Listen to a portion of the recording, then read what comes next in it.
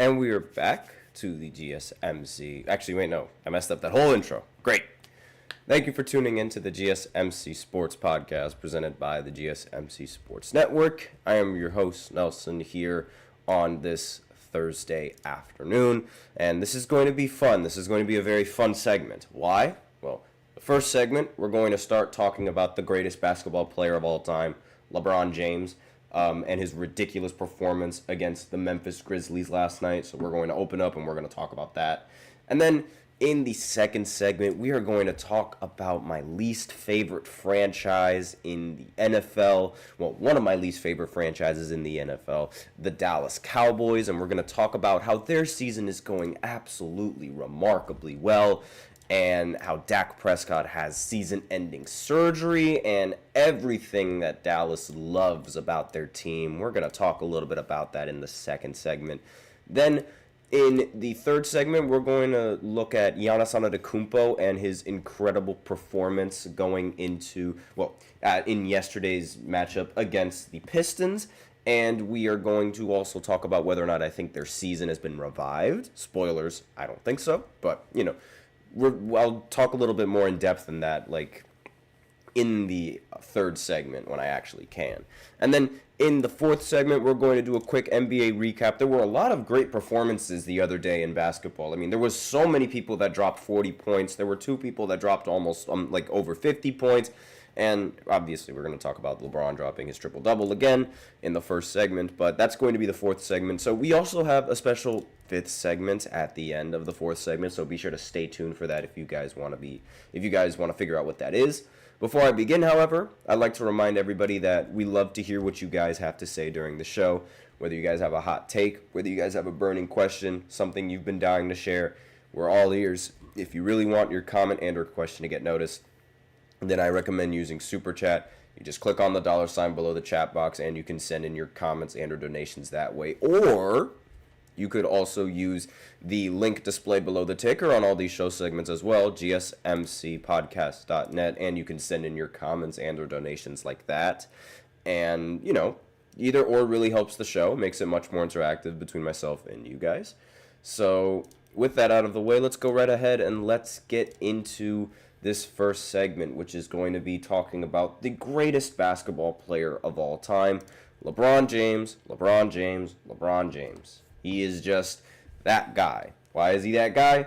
The last 3 games that he's played, he has had a triple-double in every single one of them. He has become the oldest player in NBA history to record 3 straight triple-doubles in 3 straight games. In this game, he ended with 35 points, 12 rebounds, and 14 assists. What can't LeBron James do? He's going to end the season with a lot more triple-doubles than what most people think, mainly because now that D'Angelo Russell has been benched, he's the point guard in the starting lineup.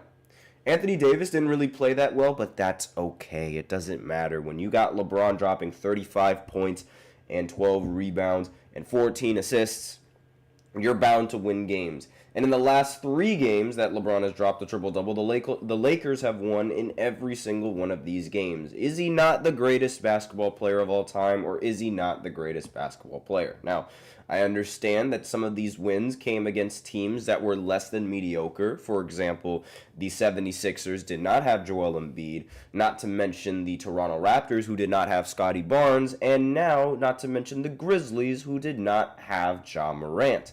But that is okay. It doesn't matter. It doesn't matter who's on the team. It's not like Ja Morant was going to stop him from getting a triple-double. It's not like Joel Embiid was going to stop him from getting a triple-double. And it's not like Scottie Barnes was going to stop LeBron from getting a triple-double. He is just the greatest basketball player to ever live. It's that simple. And really, he was the only highlight of the game for the Lakers. He's shooting the ball very well, by the way, I have to add, but everyone else in this in the lineup was rather mediocre, aside from Roy Hachimura and Dalton Knecht. I mean, Dalton Knecht, he finally had a great game. He went 7 for 8 from the field and 5 for 5 from 3. He did not miss from the three-point line. Roy Hachimura, he ended the game with going 6 for 7, also had 19 points, and 3 for 4 from 3. And, he missed a shot from everywhere around the field. So he missed 1 shot in the field goal area. He missed 1 shot from 3, so I guess that was the field goal that he missed. And he missed 1 free throw. So, yeah.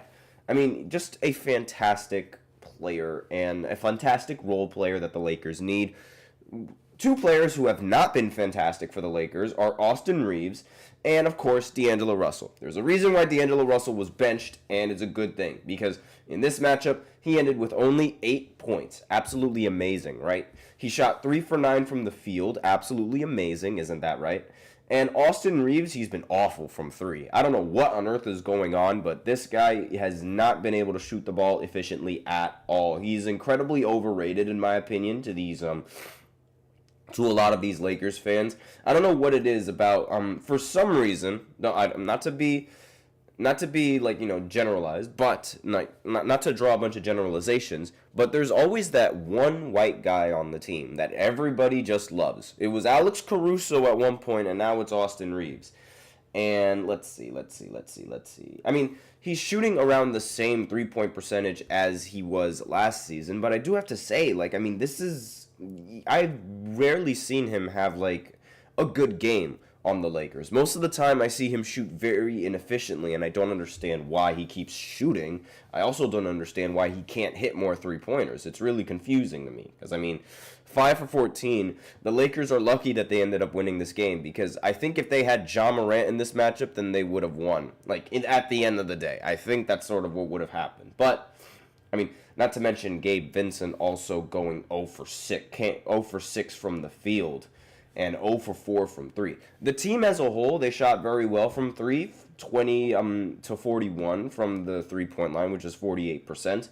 The Grizzlies, on the other hand, they shot 36% from 3, which is the big difference maker. Jaren Jackson Jr., he played pretty well in this matchup. 29 points, 10 for 20 from the field, 2 for 7 from 3. Santi Aldama, he had only 15 points, 6 for 14. Scottie Pippen Jr., he was looking forward to this matchup, but of course he played horribly, 6 for 14 and 15 points. I don't know what it is, but it's most of the time, whenever these players, whenever these role players, I should say, are saying that they're looking forward to playing this one team, they don't nearly play as well as they think they will. And Marcus Smart, as you could see in the image right there, he got fouled a lot, shot 8 free throws, made 7 of them, was 3 for 5 from the field, and ended the game with 15 points. And as a team, I will say that it seemed like the Grizzlies were more or less a little bit better as a team than the Lakers were. It was mainly just, LeBron James doing most of the heavy lifting. Anthony Davis was still performing pretty well too, but again, not necessarily the same caliber MVP performance that we've seen him up until this point. 6 for 16 from the field. I'm not saying that is, bad, but I'm also not going to say that that's, the same level of play that we've been accustomed to seeing Anthony Davis so far in this season. And will this affect him in the MVP rankings? Most likely, because, Nikola Jokic has been phenomenal in the MVP rankings, and not to mention he's been a phenomenal player, period. And Anthony Davis he's still, how should I say this? We need another 30-point game from Anthony Davis. We need another dominant performance. I'm not saying that he's not playing rather efficient, but he is also getting a little bit injured. There was some debate that Anthony Davis was going to have to wear some goggles, those Kareem goggles, after getting poked in the eye.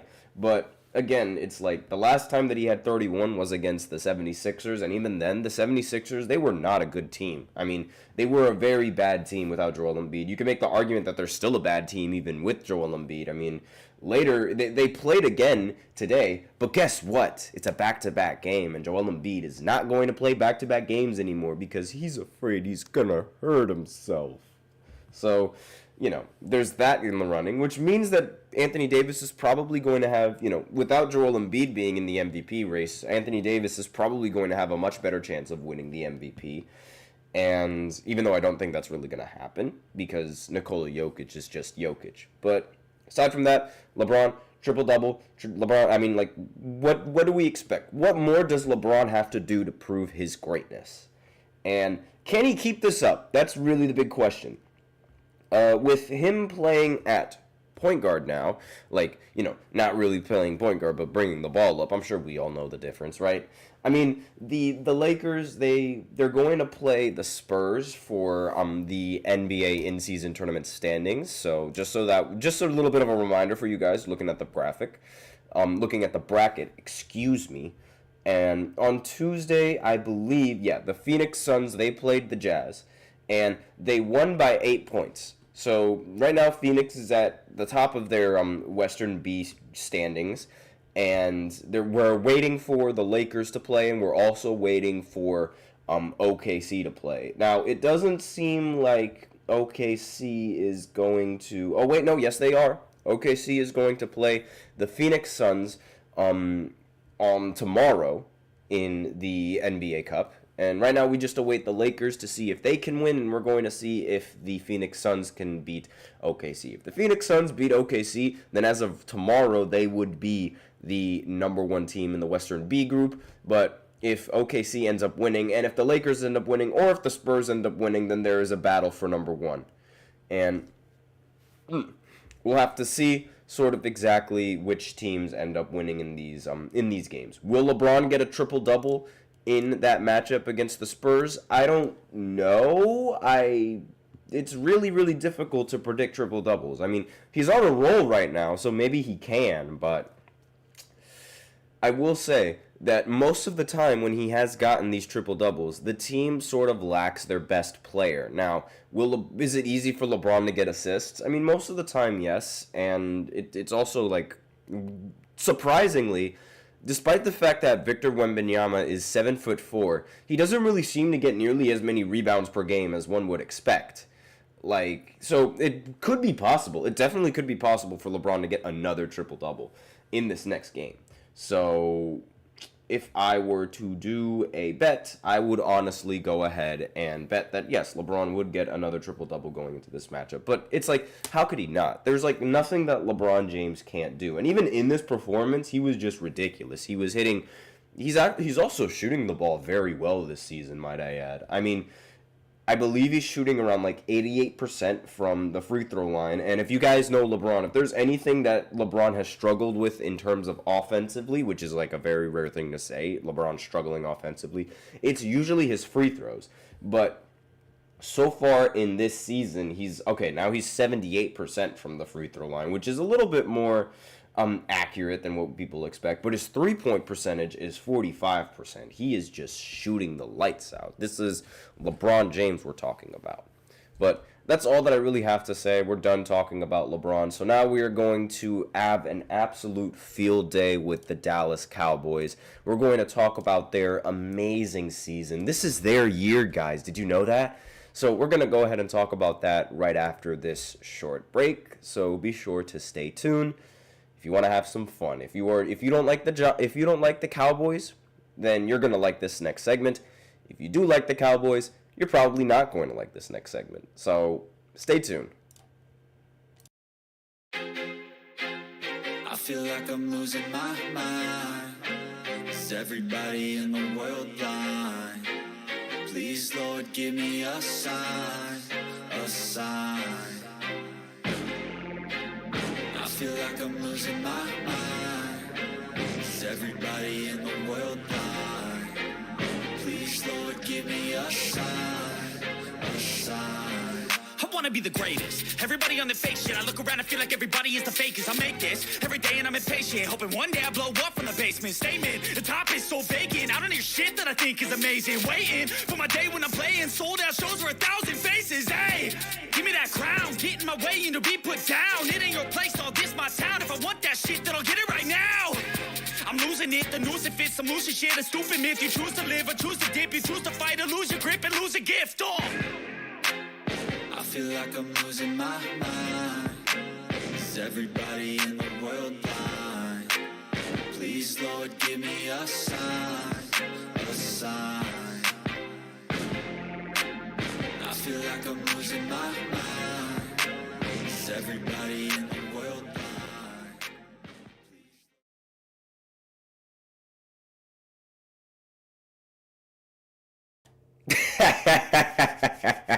I I've been waiting forever to do this. Anyways, thank you for tuning in to the second segment of the GSMC Sports Podcast, presented by the GSMC Sports Network.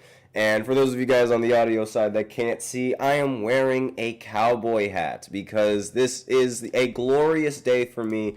This is a glorious time to be a Cowboys hate watcher. I cannot stand the Cowboys. I'm a Giants fan, so this is going to be fantastic. I'm going to have a field day with this, but before I begin with this segment, I do like to remind everybody that we love to hear what you guys have to say during the show, whether you guys have a hot take, whether you guys have a burning question, whether you guys have anything that you're dying to share. We're all ears. If you really want your comment and or question to get noticed, then I recommend using Super Chat. You just click on the $ below the chat box. Super Chat's not really your thing, then you can always use the link displayed below the ticker on every show segment. Really helps the show, makes it much more interactive. You should see that the link pop up really soon. It's GSMCpodcast.net, I believe. You should see it pop up really soon. Okay, pop up now. There it is. You can see it, GSMCpodcast.net. So again, they really help the show. They make it much more interactive between myself and you guys. But that's not why you're here. You're here because you want to listen to me talk about the Cowboys collapsing. I mean, you know, it's just bound to happen. Like, every single year, you just wait. You just got to be patient. The Cowboys will not let you down.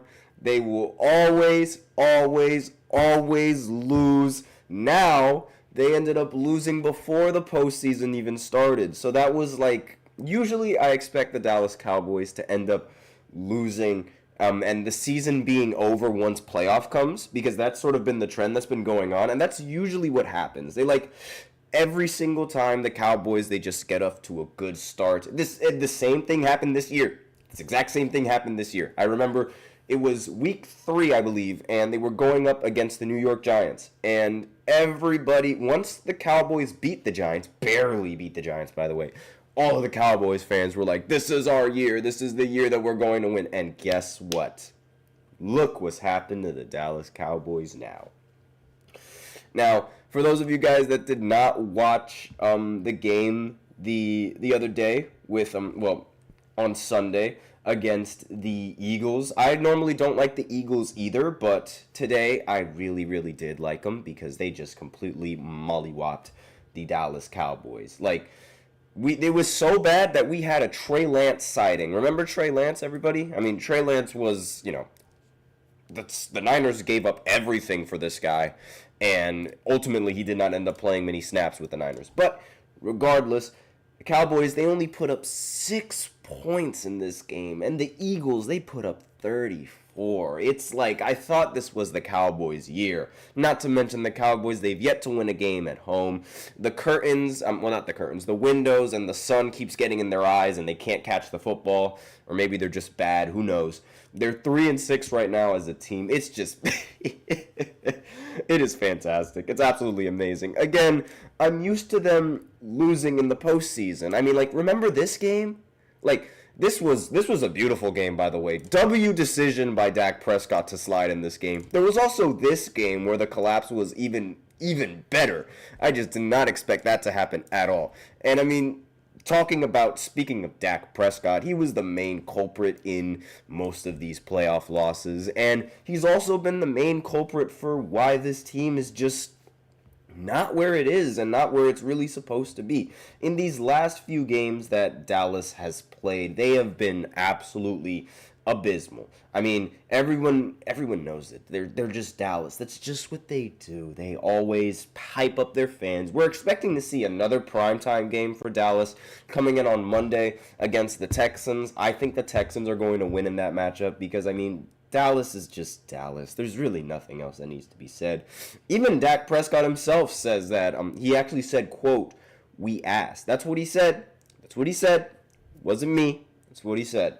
In a quote, you can see it on the voice clip. But again, I mean, Dak Prescott, the last game that he ended up playing it wasn't against the Eagles. I believe it was against the Niners. He ended up getting hurt in that game. And, of course, he was so generous as he ended up throwing 2 interceptions because, how does he not throw 2 interceptions? He's Dak Prescott. That's what he does. And actually, no, it was against the Falcons when he got injured. Excuse me, I was getting a little bit too ahead of myself. But speaking of injury, Dak Prescott, he's been ruled out for the season. He just had season-ending surgery on his hamstring in New York on Wednesday. This was pretty recently. And he flew over to New York on Monday, and he visited a specialist, all the while understanding that surgery would most likely be the outcome. And, I mean, the season was already over for Dallas. And really, this was the best decision for Dak Prescott because, I mean, he wants to be healthy for the next season so that way he can disappoint his fan base even more in the next season so that way they lose in the postseason like everyone's really expecting them to.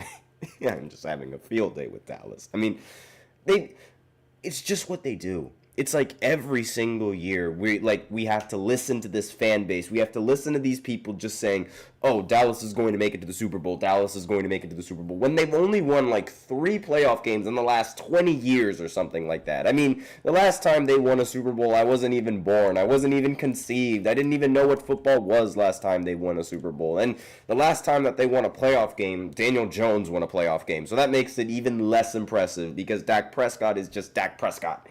It's really unfortunate for Cowboys fans, but I am loving every second of this season. I mean, if the Giants are going to be bad, then at the very least, I enjoy the season for watching the Cowboys lose. That is just how it works. The fact that they had to lose to the Eagles, though, is a little bit unfortunate because, again, I don't like the Eagles that much either. But, you know, you take a lot of the good from the bad. Really, I just wish that most of the Eagles against Cowboys games, they end in a tie. So that way it just messes up both teams.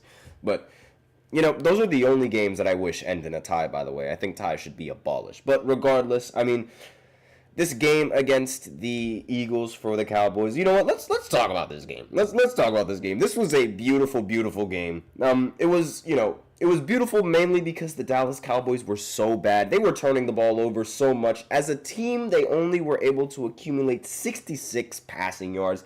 That's with 2 quarterbacks playing, by the way.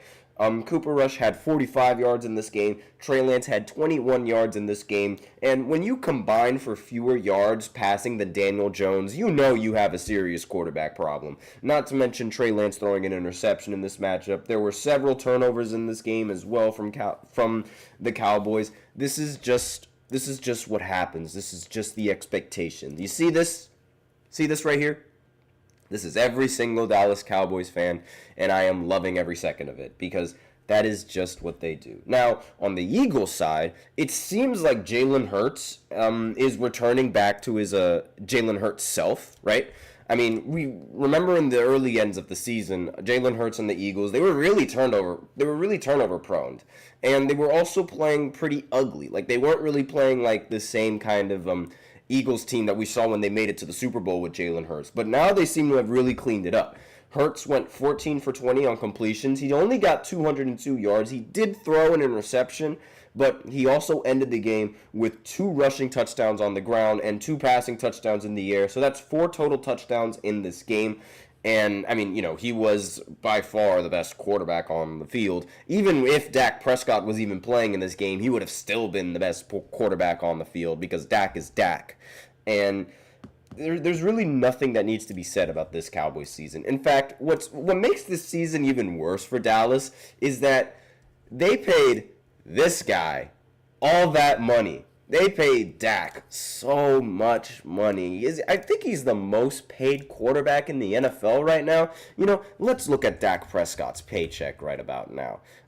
Because, again, it's a very, very big number. It's so big. I know it's the biggest in the entire NFL. Yep. 4-year, $240 million contract from Dallas, including an $80 million signing bonus. In fact, this dude is so expensive. They're paying him $240 million to lose in the playoffs. And what's even worse, he couldn't even play the entire season. So, hindsight, and towards the end, and like, you know, hindsight is always 50-50, or 20-20 as they say, I understand. But the best part about this is that the season is over. before they even get to the playoffs.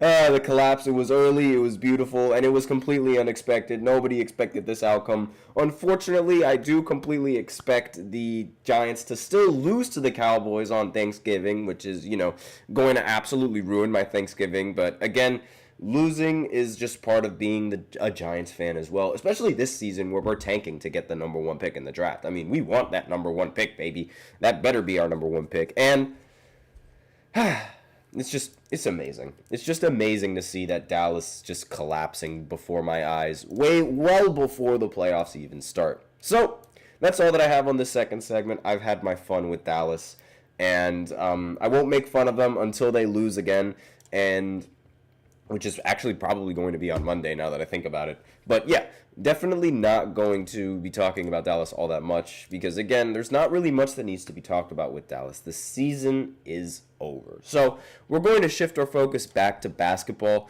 and we are going to go ahead and talking about the Milwaukee Bucks. I know Victor Wembanyama had 50 points. We'll talk about that a little bit later, but I really do want to talk about this Bucks team because, Giannis was phenomenal in this matchup as well. And I'll be right back after this short break, so be sure to stay tuned if you guys are interested. How about them Cowboys? Looking for your daily fix of sports talk without having to pay for it? GSMC Sports Network is available on YouTube. Just search GSMC Sports Network. Get your fix of daily sports talk shows on YouTube, absolutely free. NFL, college football, NBA, MLB, MMA, UFC, fantasy football, and so much more. GSMC Sports Network has shows running all day long, with new sports shows starting every 2 hours. Just like on your favorite cable sports channel, except GSMC Sports Network is absolutely free. Just search GSMC Sports Network on YouTube to catch one of your new favorite shows, like the GSMC College Football Podcast, Chip Shot Football Podcast, Hoops and Heels Women's Sports Podcast, GSMC Basketball Podcast, and so many more. Check it out for yourself. GSMC Sports Network, now available on YouTube absolutely free. Search GSMC Sports Network on YouTube right now.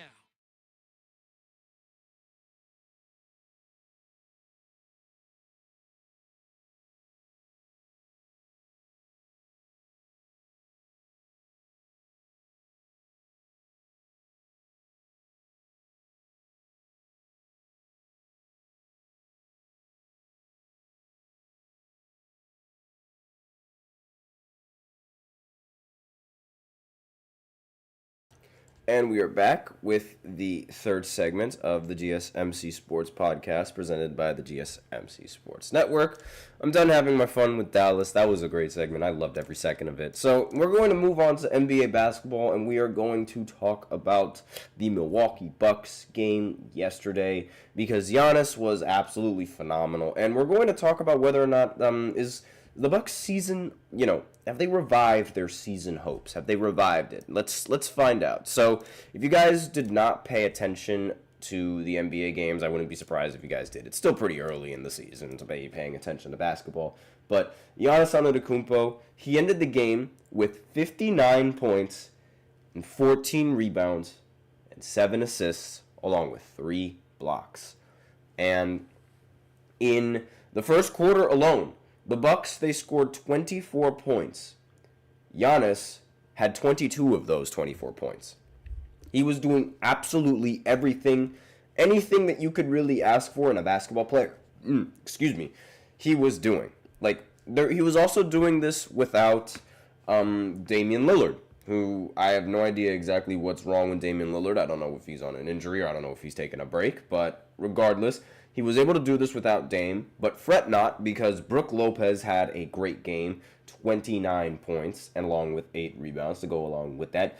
Dylan Wright, for some reason, was playing 27 minutes, and he made 0 points, 0 for 4. Fantastic. Then there was A.J. Green, 1 for 5 from the field, and 1 for 4 from 3. So, just typical performance coming in from A.J. Green, I guess.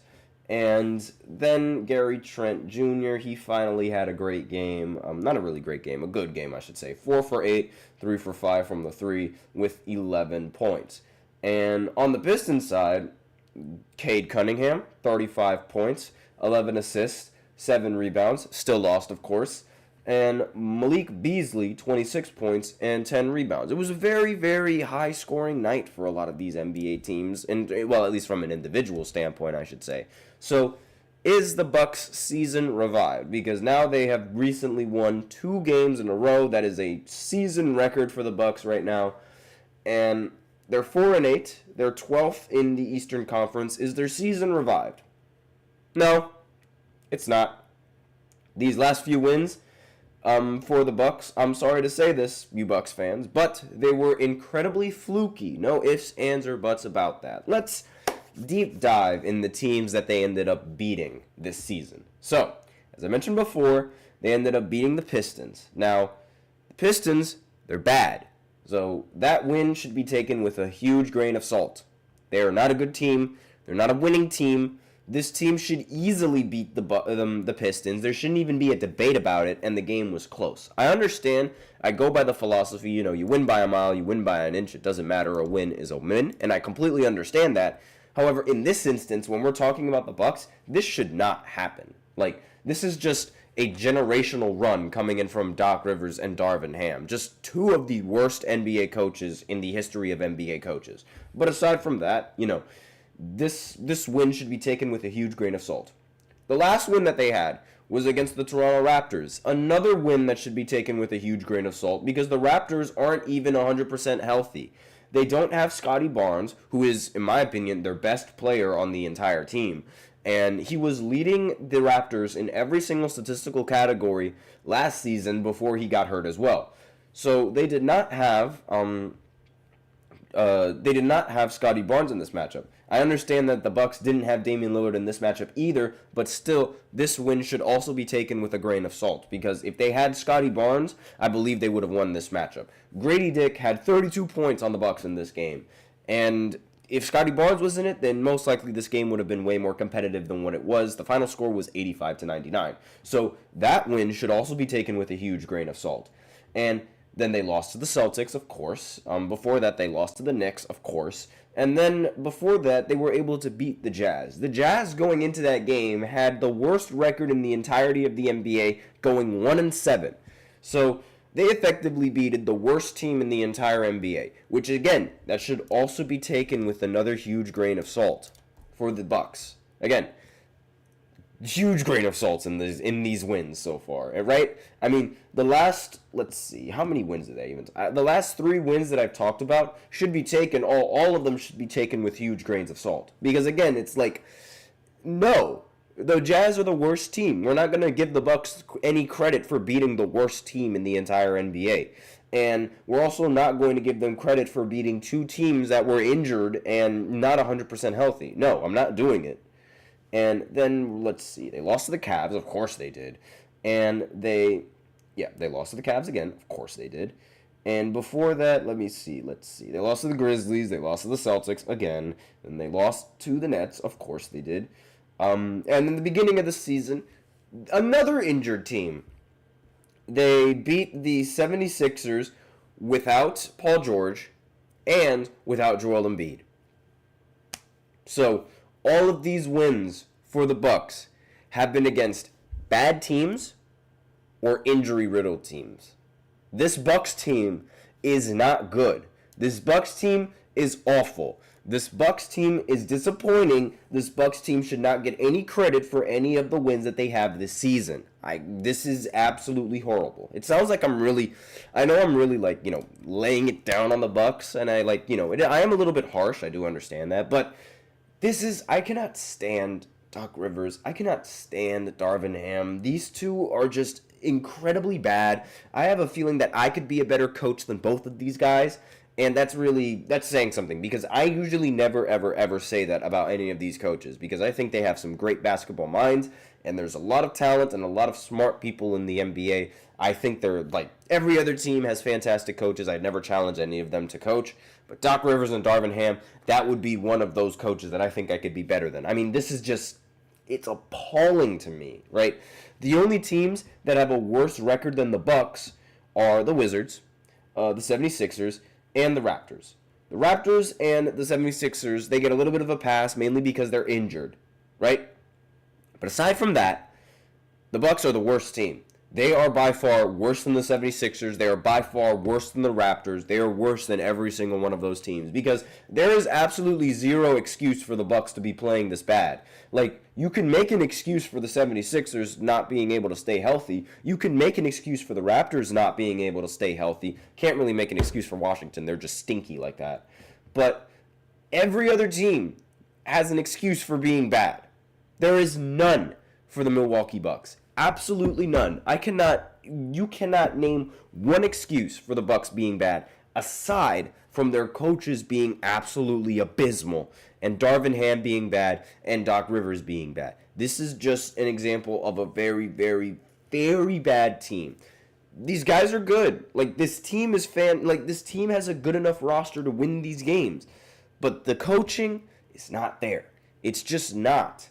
And it really, really upsets me because this is just wasting prime-time performances like this from Giannis Antetokounmpo. Thankfully, it wasn't a complete and total waste, but it's like, seriously? They cannot win a game most of the time when Giannis or Dame drop 30? That doesn't make any sense. It really, really gets me upset. It really does get me upset because this is just wasting Giannis's talents. This is wasting Damian Lillard's talents. This season has not been revived for the Bucks at all. Until they beat a legitimate team, and until they beat a team that's actually good, and a team that's not injured, then maybe I'll look into this a little bit more. But as of right now, the only wins that they've had are against injured teams and the Detroit Pistons. If you beat the Pistons, it should not be it's not an achievement if you beat the Pistons. I'm sorry, this team is beatable. The Pistons are beatable. It's not a highlight. No. But yeah, every single one of these wins that the Bucks have had have been against injury-riddled teams, and they've been against teams that are less than mediocre. So, no, the season is not back. Their season is over at this rate. But that's all that I got to really say on this third segment. I know it was very upsetting. I was very, very mad in this segment. I don't know why. But regardless, that's all that I have to say. So now we're going to go ahead and go into the fourth segment where we recap all of the games that took place yesterday. And there was a lot of scoring. Like, a lot of individual scoring in this game. In all of these games, actually. So we're going to talk about all of that in this next segment right after this short break. Be sure to stay tuned, and I'll be right back.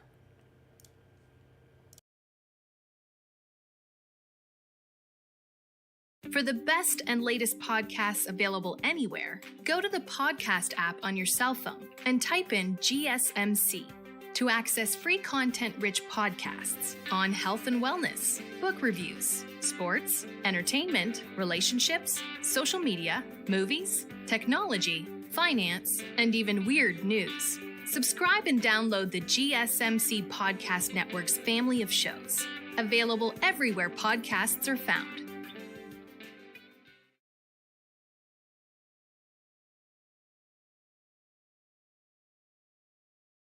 And we're back with the fourth segment of the GSMC Sports Podcast presented by the GSMC Sports Network. And in this fourth segment, we are going to be doing a quick NBA recap. So let's go ahead and dive right in. And we are going to talk about one of the most surprising games of all of yesterday's games. There was a lot of them. Victor Wembanyama. He ended the game with 50 points. He was amazing. Now, it should be noted that Victor had broken several records with this 50-point game, right? Now, should also be noted that the Spurs, they were playing against the Wizards, so, a relatively bad team. And they also had a native from France on the other team, Alexander Sarr. So, clearly, Victor Wembanyama took this matchup very, very personally and just decided to completely wreck Alexander Sarr in this entire game. Alexander Sarr has been horrible. One of the worst second overall picks that I've ever seen in my entire life. He ended the game with 12 points, 2 rebounds, 2 assists, and he's been averaging 9 points per game, 5 rebounds, 2 assists. He's been pretty good at the blocks, I will say that. And he's averaging, I believe he's averaging 2.3 blocks per game, which is 5th in the league, which is, pretty good. But again, the shooting and the field goal percentage, he's a center, and he's shooting 34% from the field. That is really bad. He is also shooting 16% from 3. Also really bad. And Victor Wembanyama knew this and just completely mollywopped him on the entire court. So, with taking that into account, Victor Wembanyama became the fastest player. Actually, no, excuse me. In this game, this was the fastest 50-point game ever recorded in NBA history. Victor scored 50 points in 26 minutes, which is ridiculous. It took him 26 minutes to completely cook Alexander Czar. Imagine what he could do in 48. He's also the 8th and youngest Spur all time to score 50 points, the youngest center to have a 50-point game, the tallest player to score 50 points in a game, the youngest center to accumulate 8 three-pointers in a game, youngest player with 50 points and 5+ three-point makes in a game, 4th player since 2010 to hit 6 three-pointers in 3 straight games, and the 3 other players being Steph, Klay Thompson, and Trae Young. The kid is 20 years old, and he did all that in one night. Again, the most impressive accolade and the most impressive stat that he accumulated was scoring 50 in just 26 minutes. I mean, that is ridiculous. I mean, the pacing that they were playing with is phenomenal, and I mean, the way that he was scoring the ball, also phenomenal. But he wasn't the only one who was having a great night. No. Jordan Poole on the Wizards was also having a fantastic night. He ended with 42 points. He had 5 personal fouls, however, but he also got 6 assists and was 15 for 22 from the field, 6 for 9 from 3. So again, very good performance coming in from these two players, but again, Victor came out victorious. Right now, the Spurs are 6-6. They are completely neutral, and excuse me. But judging by where they are in the standings, let me just go ahead and open up the standings if the internet wants to load. Yeah, they're 10th in the standings. They would be in the play-in spot. That would be pretty interesting to see Victor Wembanyama in the playoffs. But again, I don't think that's really going to happen. Now, next amazing performance. The Knicks, they ended up losing to the Bulls for some reason. I don't know what's going on with these Knicks, especially in this game. I mean, Karl Anthony Towns, he ended the game with 46 points and 10 rebounds. He became the first Knick, he became the first Knick since Carmelo Anthony to end the game with 45+ points and 10 rebounds. Again, no other Knick has done that recently since Carmelo Anthony.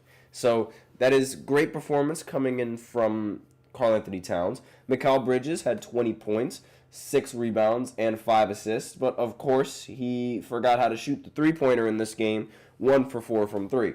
Jalen Brunson also forgot how to shoot the three-pointer in this game, 3 for 9 from 3. 9 for 20 from the field.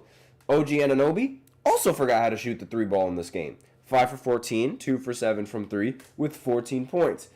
And Miles McBride also forgot how to shoot the 3-pointer in this game. 0 for 3. The only one who didn't forget how to shoot was Cameron Payne, and he went 4 for 4 and 3 for 3.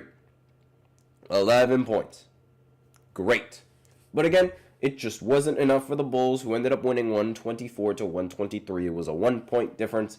And Vucevic ended with a double-double, 19 points, 11 assists, still got outplayed by Karl Anthony Towns. Zach LaVine played phenomenally in this game, 31 points, 8 assists, 7 rebounds. Kobe White had 22 points. And let's see, Patrick Williams ended with 18 points. Again, pretty good scoring coming in from a lot of these players today. Not to mention, let me see here just to make sure that I'm correct. I think SGA had 29 points, almost the 30-point game. But Jalen Williams had 30 points in this matchup. He had 31. And the Pelicans, they have been very, very bad without having, Zion Williamson in the lineup. Of course, they're going to be bad without their best player. It makes total sense. Brandon Ingram, he was the best player on the floor for the Pelicans, 18 points, but it wasn't enough because the Thunder ended up winning 106-88. So, completely outplayed. And let's see. The Cavs, they continue their flawless streak, 13-0, and Donovan Mitchell played pretty well in this matchup, 23 points, 13 rebounds, almost a triple-double with 9 assists. Darius Garland, he ended with 25 points, and since this was a back-to-back game for Joel Embiid, he did not play because, he's so scared. He doesn't want to play in these games. Jared McCain was fantastic, though, in this matchup. 34 points along with 10 assists. That guy is a sleeper in the draft. I understand he paints his nails, so not many people are really going to be a fan of him, but he can shoot the ball. So, I mean, if painting his nails helps them shoot the ball, please, just keep painting your nails. And Caleb Martin also played really well in this matchup, 18 points. Kelly Oubre had 20 points. And Kyle Lowry had 0. So, yeah. Of course, no Joel Embiid means that there is going to be a really, really bad chance that this team was just not going to win. And that really makes sense. But, again, Victor having his ridiculous 50 points, that was really more or less the highlight of tonight. That was what everybody was really talking about in these games. And, Giannis having 59 was also really impressive. But aside from that, the Boston Celtics, they were also just, completely destroying the Brooklyn Nets. Of course they were. Jason Tatum continues his MVP caliber performance, 36 points, 10 assists, almost 10 rebounds. He ended with 9. Jaylen Brown also ended with a double-double, 24 points and 12 rebounds. No real dominant performance from Derek White, however, but again, doesn't matter when you have Peyton Picard coming off the bench scoring 23 points. So, the Nets, they didn't really have many people to stop the Boston Celtics and their onslaught. I already talked about the Lakers and how LeBron ended with a triple-double, so I won't talk about that. The Magic, however, surprised me with a win, beating the Pacers. I should have expected that, but really, I don't really have much faith in the Magic without Paolo Banchero. Franz Wagner, he ended the game with 29 points, and on the Pacers side, Siakam ended with 25 points. Tyrese Halliburton forgot how to shoot the ball in this game and went 3 for 14 and 2 for 8 from the three-point line, ended with 9 points. He did get 11 assists, so he is a true point guard. Trae Young is better than him. And there was also Benedict Mathurin, who ended with 23 points and 12 rebounds, and really not much of a scoring domination coming in from the Pacers as I would expect. I'm usually accustomed to them playing bad defense, but I usually expect them to score a little bit more. But when Halliburton forgets how to shoot, that usually happens. Now, Houston, they ended up beating the Clippers in this matchup, which is something that I expected, and everybody on the Houston starting lineup, they had double-digit points, aside from Jabari Smith Jr., who ended with 5. And let's see. I can't really give you a highlight player of this game, because this game was it was pretty spread in terms of scoring. Everyone played rather mediocre. Norman Powell, who's been playing really well, he went 5 for 18 with 13 points. Just not a very good shooting night for him. James Harden, 6 for 15, 19 points, and 3 for 8 from 3. And on Houston's side, more or less the same caliber performance coming in from the rest of these guys. Houston shot 15 for 40 from 3, and Clippers shot 14 for 38 from 3. So, not very solid performance coming in there. And the Suns, they ended up losing to the Sacramento Kings again. And the Kings this time completely destroyed them. No overtime required in this game. De'Aaron Fox ended with 29 points, 10 assists.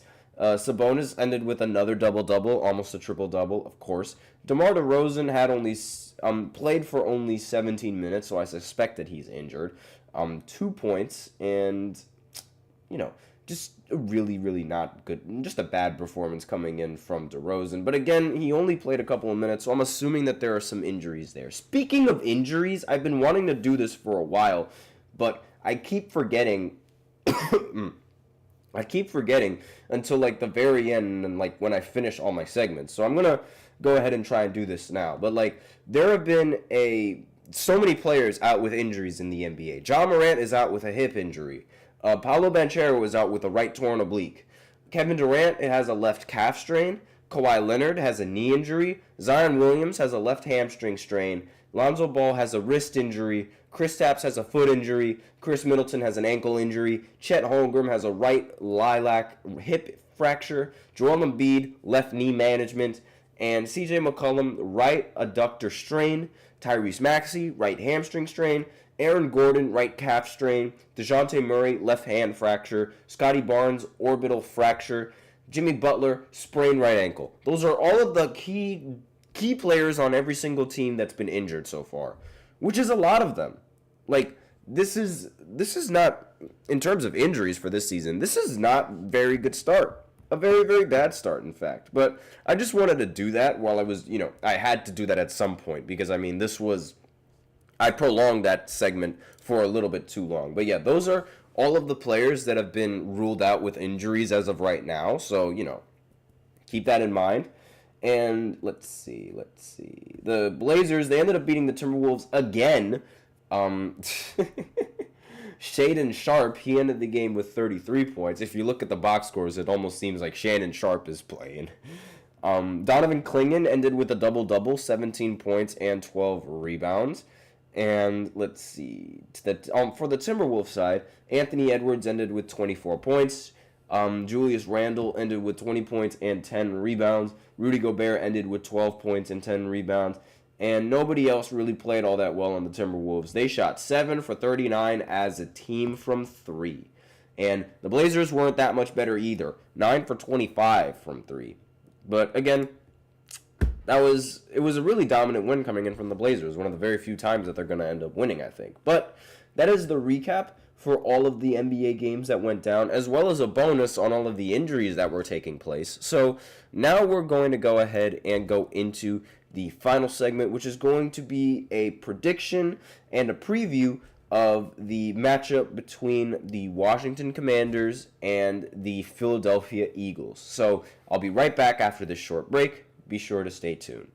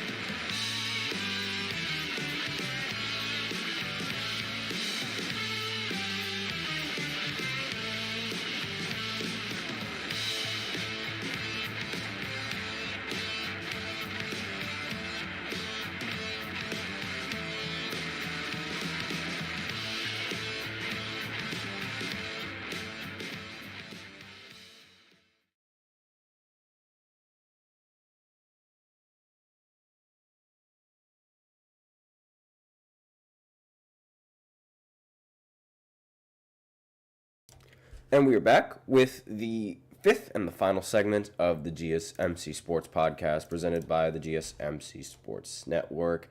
And in this final segment, we are going to be talking about my expectations for this matchup between the Commanders and the Philadelphia Eagles. Now, as you guys might know, being a Giants fan and all, I despise both of these teams. I wish this game can end in a tie, but I don't think that's what's going to happen. The Eagles, they're going to be playing at home, primetime game at home. Immediately, automatically, the Eagles, they have an advantage.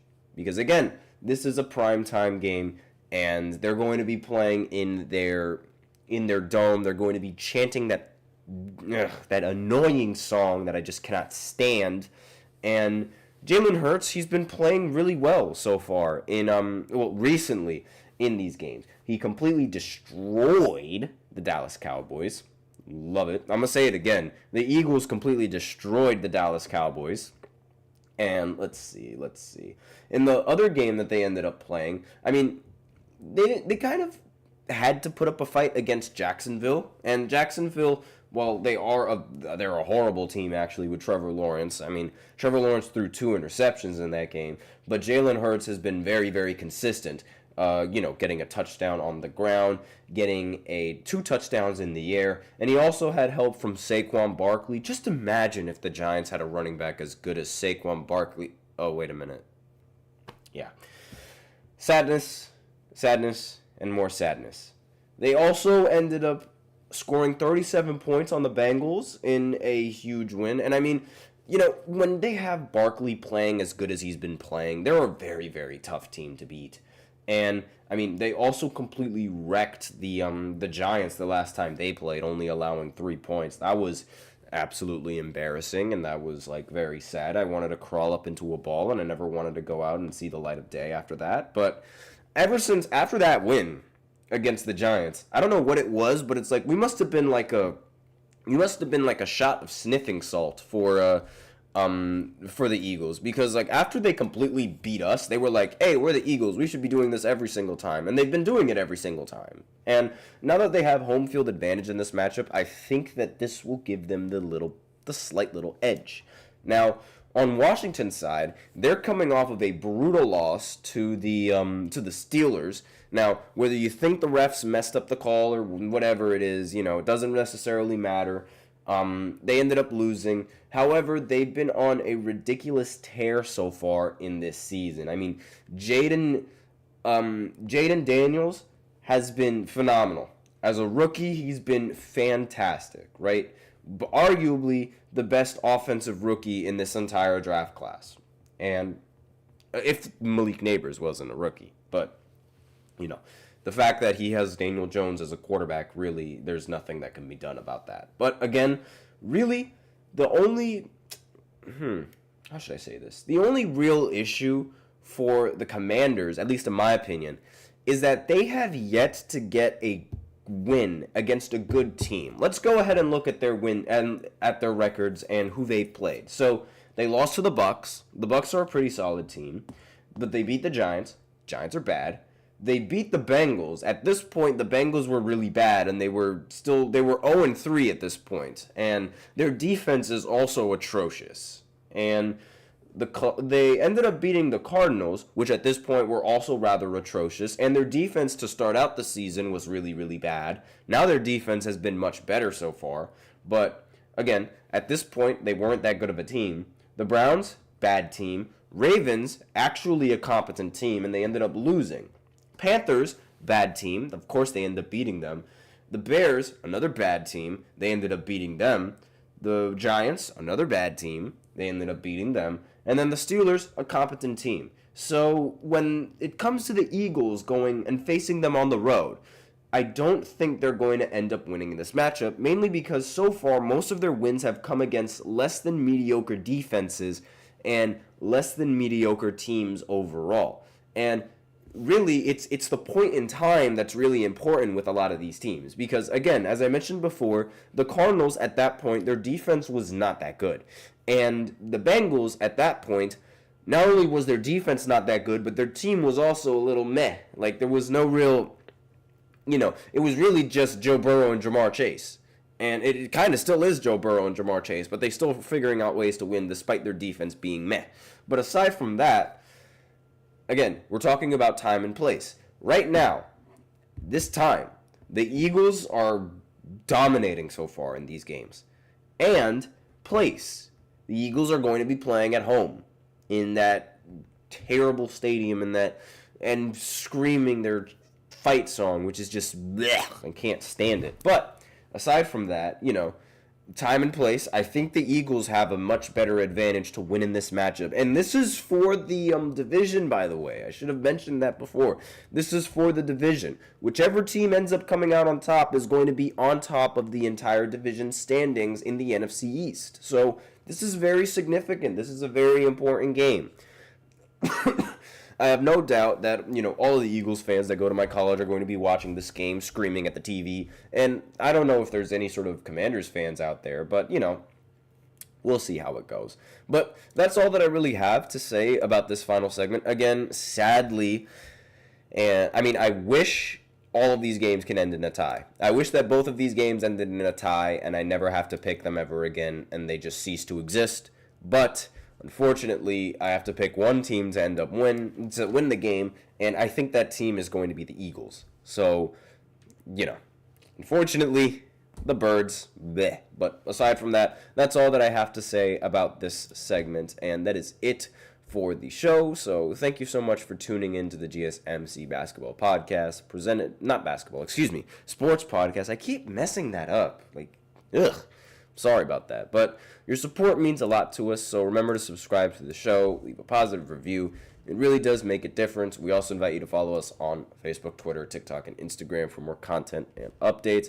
As usual, we love to hear what you guys have to say during the show, whether you have a hot take, whether you have a burning question, whether you have anything that you're dying to share. We're all ears. If you use Super Chat, you just click on the $ below the chat box, or you can use the link displayed below the ticker, gsmcpodcast.net, and you can send in your comments and donations that way. Either or really help the show. That's all that I have to say. Thank you so much for tuning in. I am your host, Nelson, and as always, take care.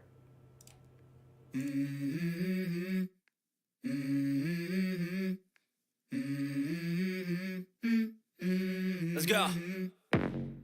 I wake up to a little bit of drool on my pillow, feel like it's gonna be a bad day. Yeah, I'm tired of shit, and the